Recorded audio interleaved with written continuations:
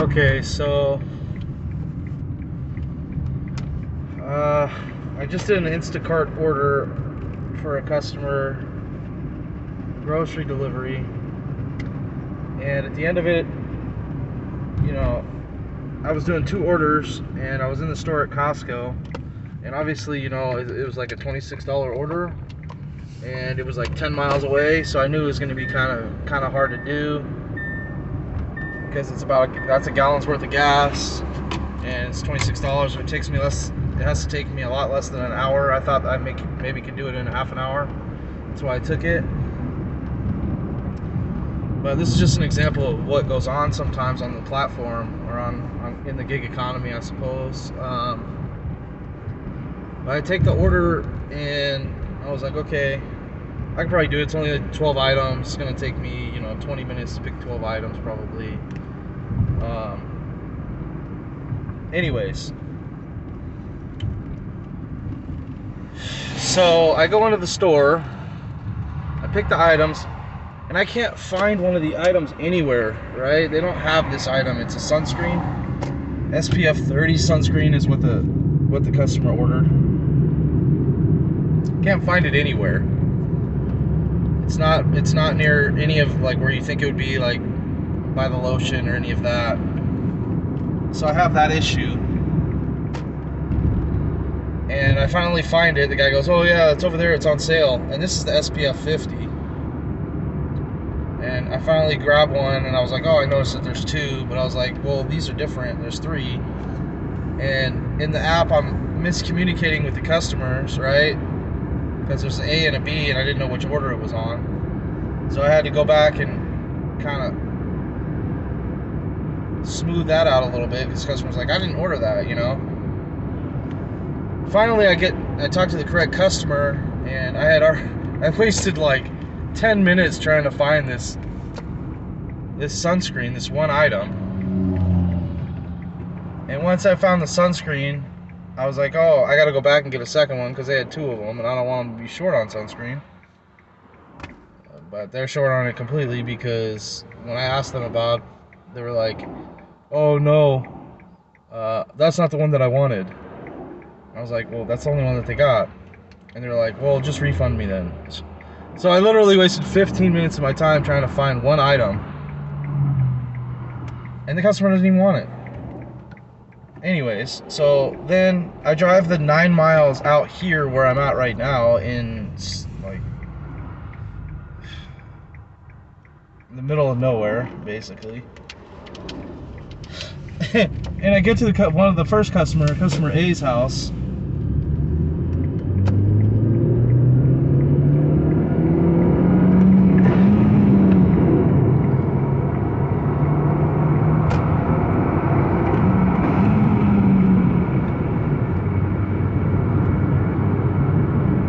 Get to customer A's house. This guy's freaking out because he thinks that I can't drive or something, which I kind of can. But anyways, and I get to customer A's house, and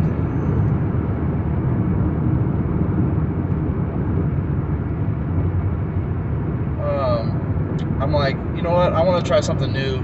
I want to try and see each customer, try and get all the items in the customer's hands rather than taking these pictures and leaving their items outside, which I don't prefer doing. It kind of leaves a little bit of a nasty taste in my mouth when I do that, and it makes me a little bit concerned that they're not going to get their food. Somebody might be able to steal it. I hope nobody does. Anyways, so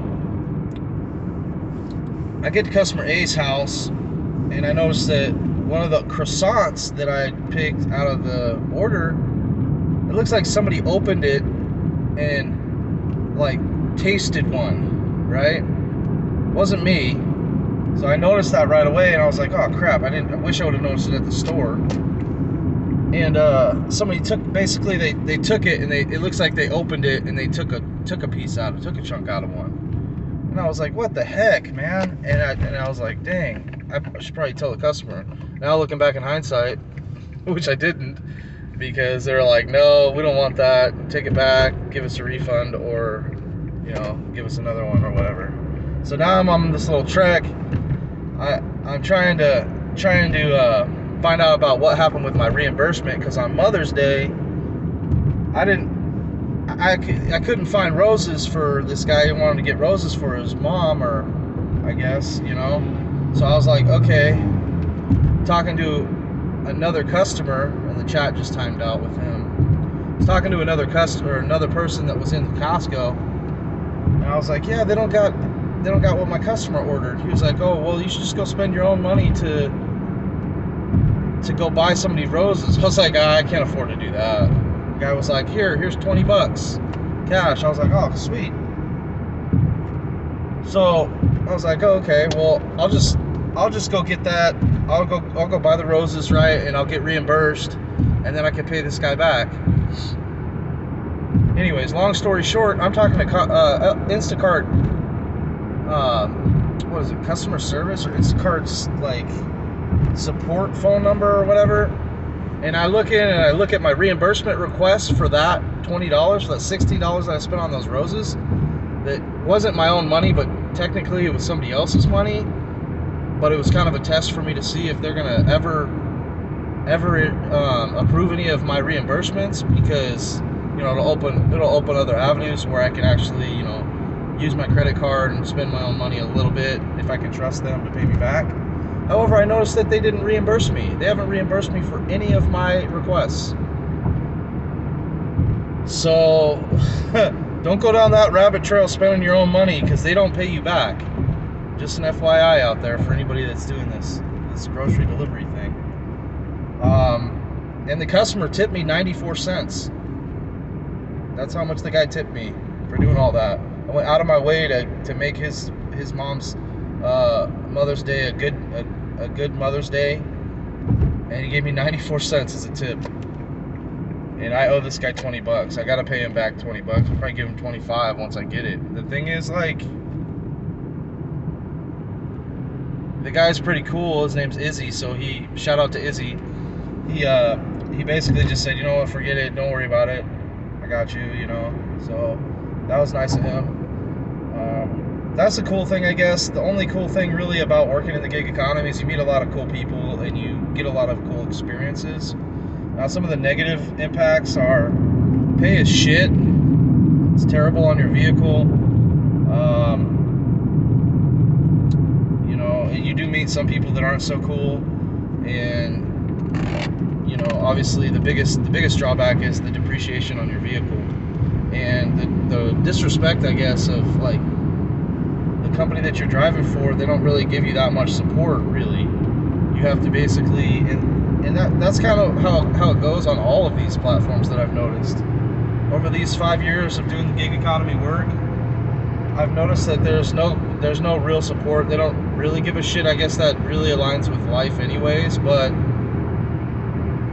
it's kind of crappy because there's not a lot of recourse. Like, I have to basically report these companies to the Better Business Bureau, but then I look like a shrill, I guess. I look like an unprofessional person, and then I can't really work in the gig economy because there's a risk involved and stuff. I don't know.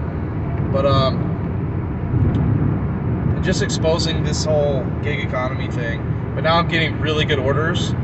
It's interesting because I haven't been getting a lot of good orders. I'm getting a lot of bad orders, and people have been giving me bad reviews for some reason. I don't know why, because I've really been busting my butt, really going really hard, trying to provide good customer service, get all the orders done and done on time, and I have been getting them done on time.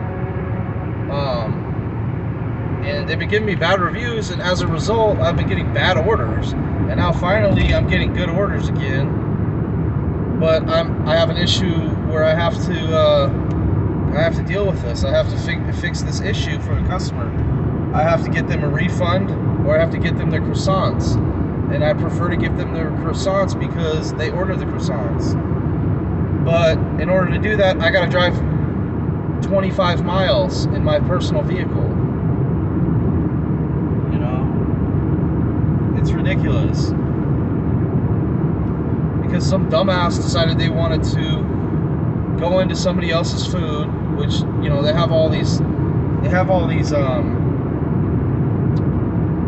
free samples in the store. Why are these people like opening up opening up things of croissants and tasting them. Like, what the hell is wrong with these individuals that are doing this? Whatever. But so now I'm gonna go do that. I think I might just get there, and if they give me any issues with returning their products, like because I can already foresee they're gonna be like thinking, oh, you fat ass, you probably tried it or something, you know. But I never do that. I never eat anybody's food. I never do anything. Like, I always make sure I wash my hands before I go out and deliver it with good. I deliver it with good, clean hands, good, you know, safe techniques. You know, so I'm nice and clean. My car's clean. Everything is good. I don't mess around in this thing. So I'm not trying to. I might just contact support and have them refund the customer so that I don't have to go do this. But I think preferably if I was a customer on Instacart and I didn't get one of my things,